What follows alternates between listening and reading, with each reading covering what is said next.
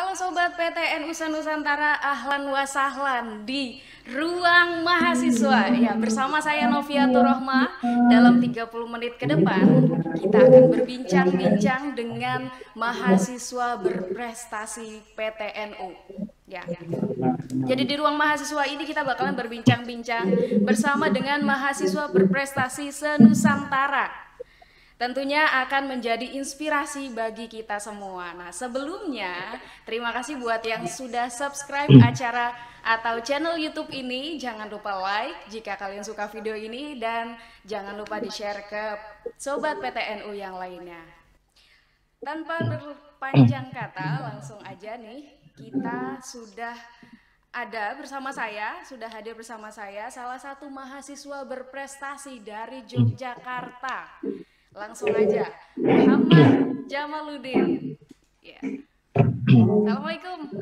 Waalaikumsalam. Mas. Gimana kabar nih? Alhamdulillah baik. Alhamdulillah. Lagi sibuk apa sekarang nih? Kalau kesibukan saya hari ini persiapan buat S2 insya Allah. Doain ya teman-teman. Wah, mantap. Jadi sebelumnya saya kenalin dulu nih, Muhammad Jamaluddin. Mas Muhammad Jamaluddin, panggilannya Mas Jamal ya Mas ya? Siap.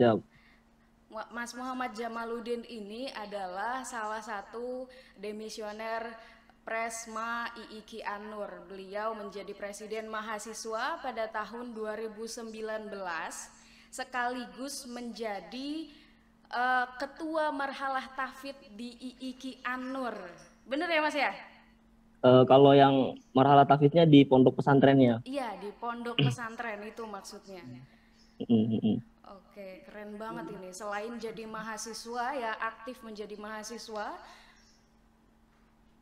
tapi Mas Jamal ini juga menjadi salah satu ketua tahfidz, menghafal Al-Quran juga di pondok pesantren IIKI An-Nur. Luar biasa ini. Tapi yang lebih luar biasanya lagi nih, selain menjadi presma, kemudian tahfidz, beliau juga adalah salah satu penulis buku, aktif menulis buku. Sudah ada 3 karya yang saya tahu sekarang sudah terbit ya Mas Jamal ya? Sudah. Widih, ini keren banget. Karya yang pertama The Power of Mindset, ya kan? Kemudian ada Tuhan Ternyata Aku Manusia. Ya. Dan yang karya yang ketiga Seni Berkeluarga Dalam Islam. Wah, ini terus luar yang biasa terakhir sekali. Ini ya, yang keempat ada insya Allah bulan ini terbit insya Allah. Oh, udah ada yang keempat? Ada judulnya Lakum Dinukum Waliyadin gitu. Insya Allah terbit Lakum Dinukum Waliyadin. Itu nanti membahas tentang toleransi dan moderasi. Tepuk tangan dong yang ada di sini nih. Boleh kalau mau tepuk tangan. Keren. Udah ada 4 nih, padahal masih pandemi ya. Ini semua buku ditulis ketika pandemi, ya Mas ya? Iya, betul. Nah, ini aku mau gimana sih caranya meski di pandemi kayak gini kok bisa seproduktif ini gitu. Barangkali coba dong kasih tips-tipsnya ke teman-teman nih untuk produktif di masa pandemi.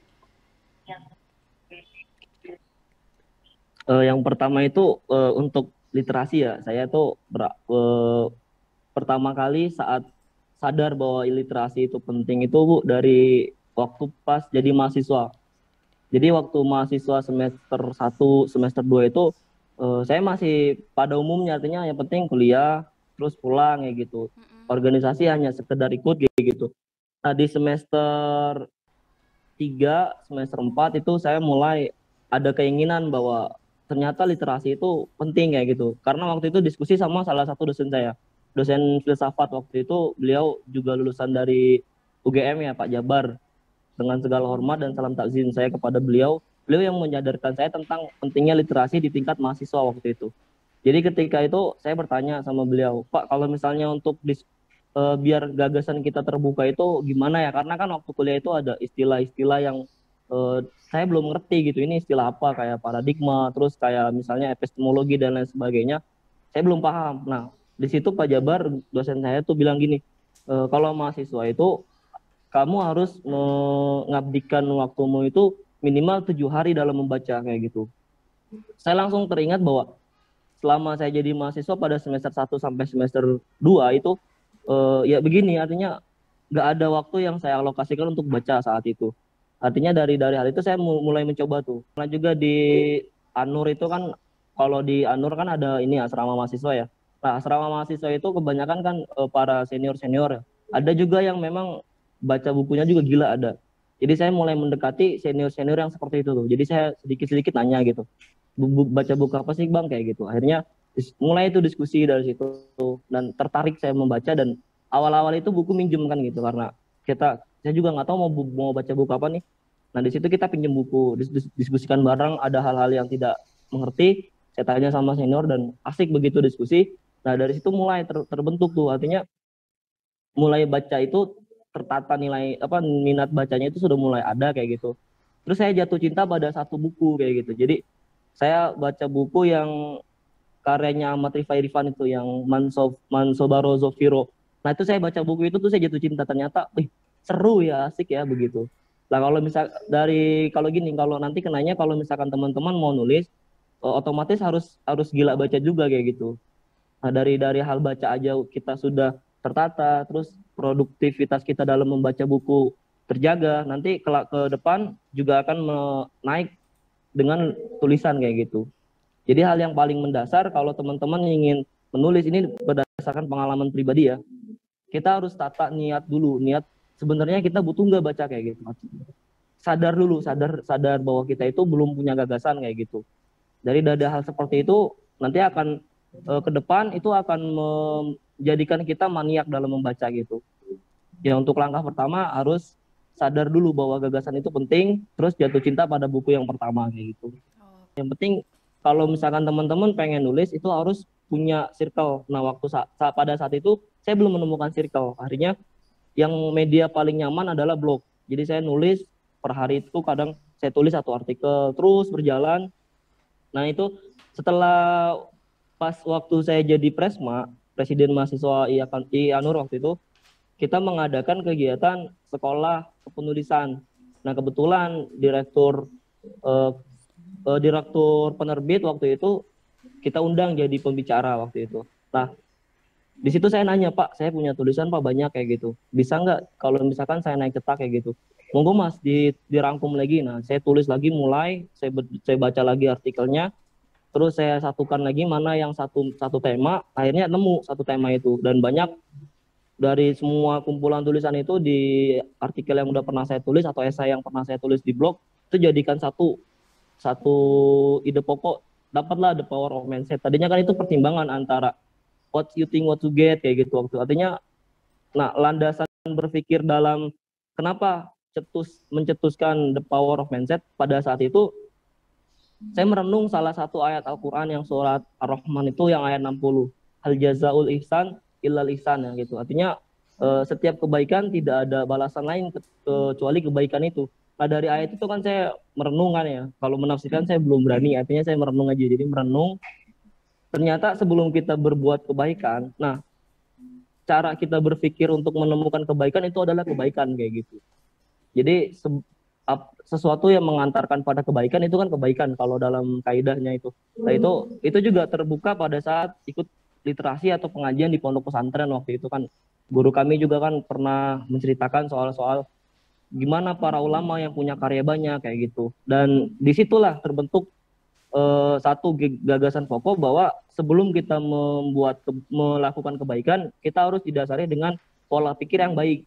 Nah, pola pikir yang baik ini didapat dari cara berpikir kita yang positif begitu. Nah, terus kita lihat lagi ya, artikelnya ternyata sana ranahnya gitu.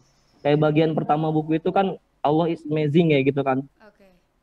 Itu, nah, yang Allah is amazing itu merefleksikan bahwa kisah-kisah saya waktu SMA itu yang cerita saat teman sekelas itu nggak punya uang untuk berangkat tur kayak gitu. Jadi kita sama teman-teman itu mengkolektifkan uang-uang teman-teman itu biar bisa memberangkatkan dia. Di samping itu ada usaha, itu kan usaha secara ini ya, secara zohir kita usaha ya, tapi secara batin itu kita juga sama pada saat itu, ayo kita ini aja yuk sholat duha 4 rakaat 6 rakaat kayak gitu. Akhirnya dari sholat duha 6 rakaat itu dipermudahkan langkah.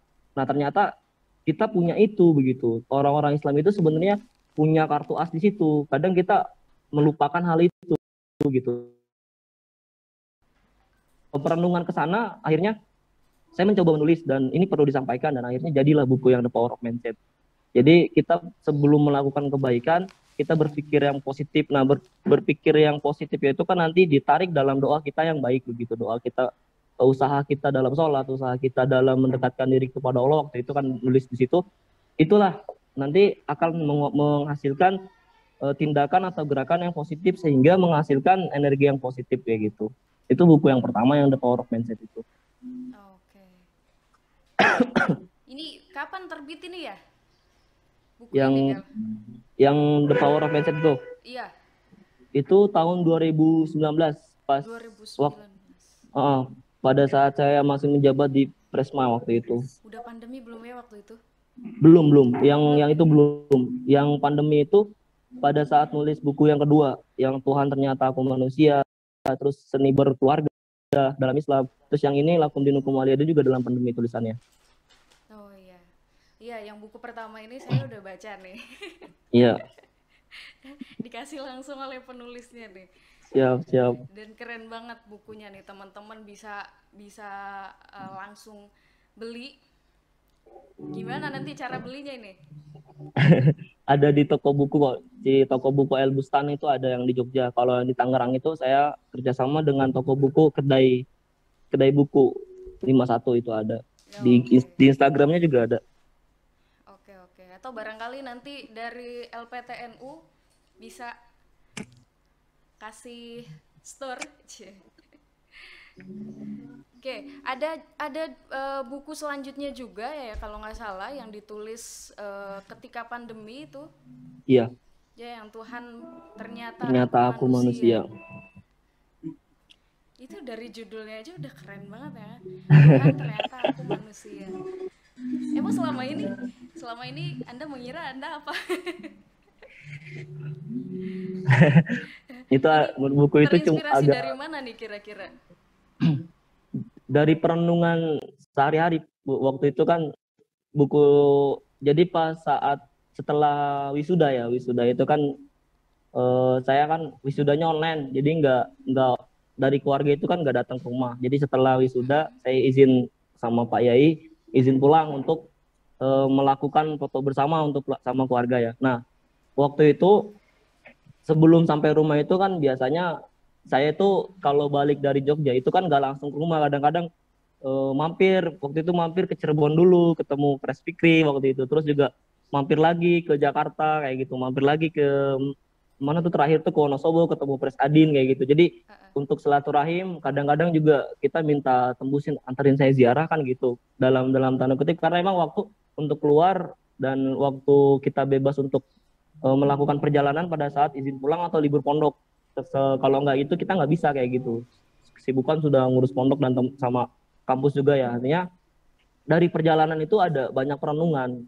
Kadang-kadang ketika lagi ziarah di makbarohnya, misalnya waktu di Sunan Gunung Jati di Cirebon itu ya, saya mampir dulu ngobrol sama ketum. Waktu itu pernah ketemu sama ketum Cirebon.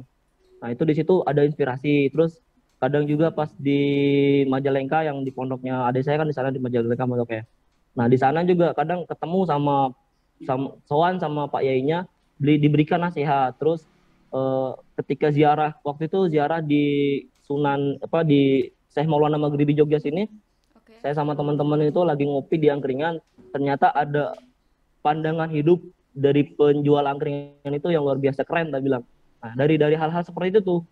Jadi pola-polanya itu saya tulis di buku-buku kecil. Ada buku diary saya yang perjalanan segini tuh, tak tulis tanggalnya. Dari situ kadang dibuat di story Twitter kan, kalau ada misalkan dapat diskusi sama orang-orang, oh ternyata pandangan hidup orang tuh kayak gini. Saya tulis di artikel. Kadang juga dalam baca buku misalnya kayak pemikirannya Immanuel Kant, ada makalah-makalah yang mantep, yang bagus, saya tulis di situ. Nah, itu jadi buku itu. Nah, dari semua perenungan perjalanan itu saya menemukan bahwa itu adalah sebenarnya kita bisa belajar dan menyadarkan bahwa kita sebagai manusia itu dari hal-hal yang sepele seperti itu.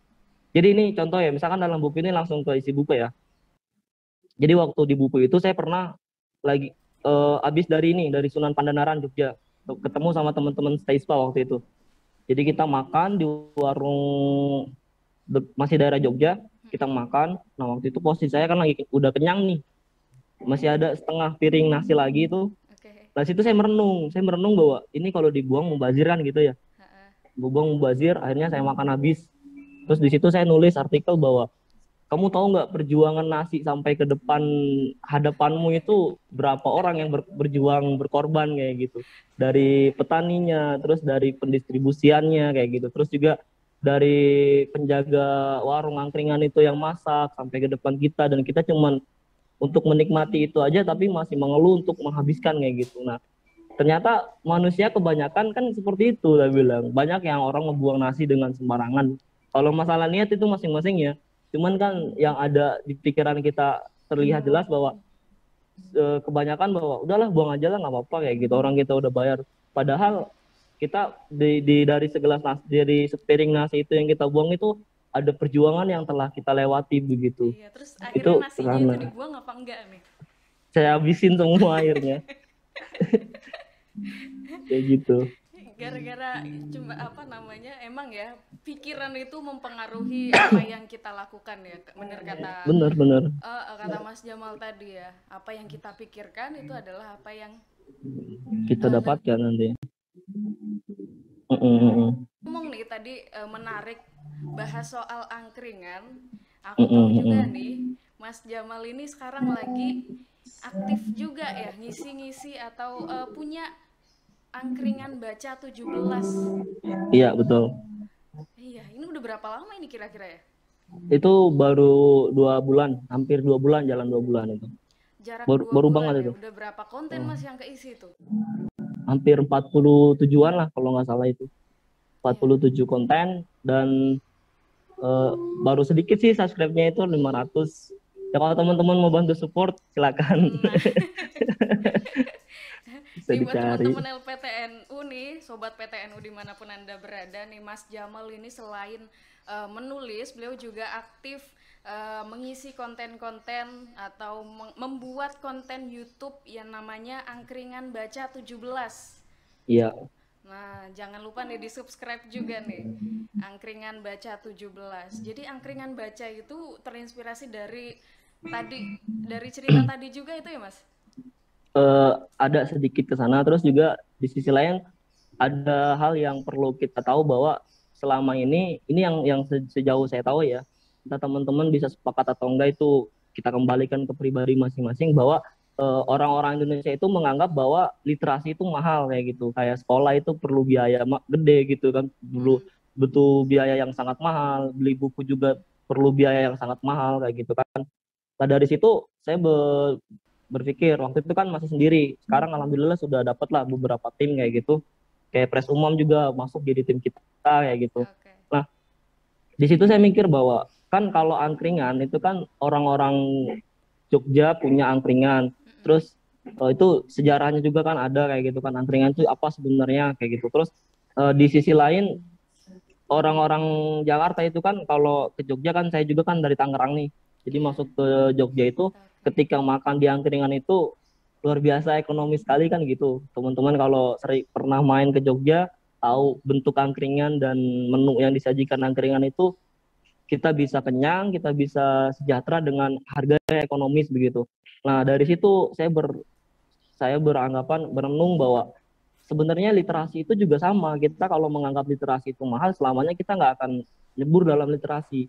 Nah kalau misalkan kita menganggap literasi itu murah, kita bisa akses itu. Nah angkringan baca ini termotivasi dari hal seperti itu. Jadinya gini, eh, misal kalau misalkan kita mau gerak aja ya untuk mendapatkan akses buku ya, kita bisa mengakses misalnya ke perpustakaan nasional kan bisa kayak gitu, atau kita bisa manfaatkan perpustakaan yang ada di kampus. Kalau teman teman-teman mahasiswa yang kesulitan untuk membeli buku ya, kita bisa ke kampus. Terus juga kita yang ada misalnya di daerah-daerah tertentu atau eh, tempat-tempat tertentu menyediakan taman baca di desanya. Nah, itu bisa mengakses buku kan gitu.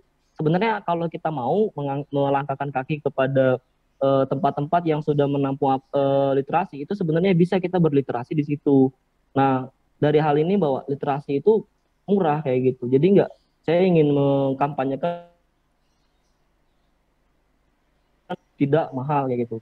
Itu dari angkringan gitu, dari angkringan baca bahwa kita menyajikan bahwa literasi itu, ayolah literasi itu murah kayak gitu di situ. Nah, terus ada angka 17, 17 ini apa kayak gitu kan. Teman-teman juga banyak yang bertanya bahwa apakah 17 itu adalah tanggal lahirmu kayak gitu. Nah, Enggak ya juga betul. saya bilang gitu. Jadi 17 itu terinspirasi bahwa eh, satu satu peristiwa bahwa Al-Quran itu kan turun pada 17 Ramadan yang di Gua Hiro itu. Nah, Oh, perintah perintah pertamanya itu kan membaca Iqra kayak gitu. Iqra ya Muhammad kayak gitu. Nah, dari hal seperti itu ini ada penegasan bahwa umat Islam itu sebenarnya dianjurkan atau kalau kita mau merenungin ayat bahwa di situ ada indikasi bahwa kita harus membaca kayak gitu karena perintah pertama kali wahyu turun kepada Nabi itu adalah membaca kayak gitu. Terus 17 itu kenapa juga 17? Karena melihat sejarah Indonesia itu kan kita merdeka pada tanggal 17. Nah, 17 ini adalah melambangkan bahwa kita kebebasan kayak gitu. Membaca itu bebas. Orang membaca itu menemukan kebebasan berekspresi bahwa ketika kita membaca buku ternyata kita mengetahui bagaimana dunia itu lebih asik begitu. Nah, dengan seperti itu kan kita bebas. Bebas dalam arti kita tidak dalam tanda kutip ya, kita tidak dibodohi dengan orang-orang yang memang iya iya berkuasa karena benar-benar. gitu dan lain-lain sebagainya. Iya, Nah, luar itu biasa. simbolnya seperti itu. Luar biasa selain menciptakan apa namanya bacaan-bacaan eh, buku gitu maksudnya, tapi Mm-mm. Mas Jamal ini juga menciptakan sebuah platform literasi digital begitu ya. Mungkin yang Iya, saat ini itu sebenarnya sangat penting dilakukan oleh mahasiswa-mahasiswa zaman sekarang ya. iya, Karena kita tahu zaman sekarang ya saya sendiri saya sendiri khususnya juga masih suka apa yang namanya baca-baca di sosmed gitu ya Mas ya. Jadi betul. kurang yang namanya luar biasa menciptakan tidak apa ya kalau bahasa ininya tidak habis pikir lah, tidak habis akal, tidak habis Terus akal untuk ini lagi ya mungkin agak kelewat tadi disampaikan bahwa AA. nanti di konten kita itu kan nanti lebih ke arah kita membedah buku. Jadi Oke. siapapun yang pernah baca buku sampai selesai, syaratnya kan harus sampai selesai. Nanti selesaikan baca buku itu dan dia presentasi dan dia menceritakan kira-kira buku ini apa isinya kayak gitu. Terus bagaimana nilai moral yang bisa kita ambil dalam buku ini. Jadi buku ini tuh ditulis sama kalau kita tahu latar belakang pengarangnya bisa diceritakan juga. Lah hal ini tuh berangkat dari ketika kan saya kan di Anur itu kan kompleknya Nur Huda. Nah saya pengurusnya di Nur Huda. Jadi nggak se Anur saya pengurusnya di komplek mahasiswa yang mayoritas mahasiswa. Nah itu setiap malam minggu itu kita diskusi buku. Jadi bedah buku itu membaca buku. Misalkan hari ini saya baca satu paragraf atau satu bab gitu. Nanti presentasi besok di rolling siapapun. Oh, Nah oke. itu dari gerakan seperti itu tuh kecil-kecilan dulu. Nah dari hal seperti ini banyak yang pengen ikut kan komplek-komplek putri kayak gitu kan. Itu kan nggak bisa kalau gabung malam itu kan gabung untuk diskusi kan nggak bisa. Mm-mm. Jadi banyak yang ingin ayolah dibuat forum live gitu, live streaming atau gimana. Pernah live streaming tapi pas malam itu kan teman-teman putri juga kan nggak boleh megang HP kan ya Mm-mm. di pondok kan peraturan gitu. Sedangkan di misalkan kita di kampus juga kan masih pandemi waktu itu. Mm-mm. Akhirnya nah dari sini mikir yaudah kita buat konten aja jadi sekalian diskusi buku kita ke konten jadi teman-teman yang bisa ngakses HP-nya pagi juga bisa bisa nyimak di itunya di Oh, konten YouTube-nya dan seperti itu. oke oke oke. Jadi karena itu juga ya, salah satunya Mm-mm. apa namanya angkringan baca ini ada gitu ya, Mas Jamal ya. Betul, betul. Nggak kerasa ya, udah cepat banget waktunya. Udah lebih dari 30 menit ya Mas ya. Iya ya. Oke. Heeh. Udah, tadi Mas Jamal ini terutama soal literasi, soal mahasiswa pada hari ini ya, bagaimana mahasiswa itu tidak kehabisan akal ya, meskipun di dalam pandemi. Nah, Mas nih terakhir nih, Siap, siap. apa namanya? Tolong kasih beberapa tips atau closing statement lah dari Mas Jamal untuk teman-teman, untuk sobat PTNU Nusantara. Betul. Kalau ini dari apa yang selama ini kami berproses ya.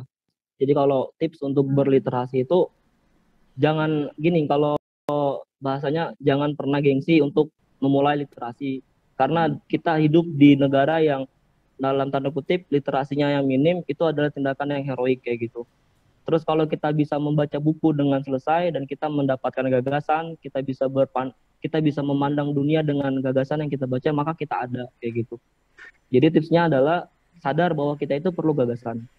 Itu yang sangat apa namanya, kesadaran ini kayak gitu. Kalau misalkan kesadaran ini sudah muncul, udah ada, nah dari kesadaran itu akan memunculkan gerakan-gerakan selanjutnya gitu. Oke, luar biasa. Boleh tepuk tangannya dong yang ada di sini nih.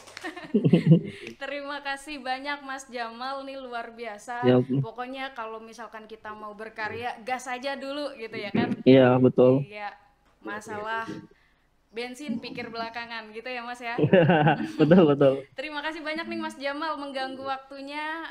Terima Siap. kasih banyak atas kesediaan waktunya untuk hadir di acara Ruang Mahasiswa. Menjadi inspirasi nih, terutama Mas Jamal menjadi inspirasi buat sobat PTN.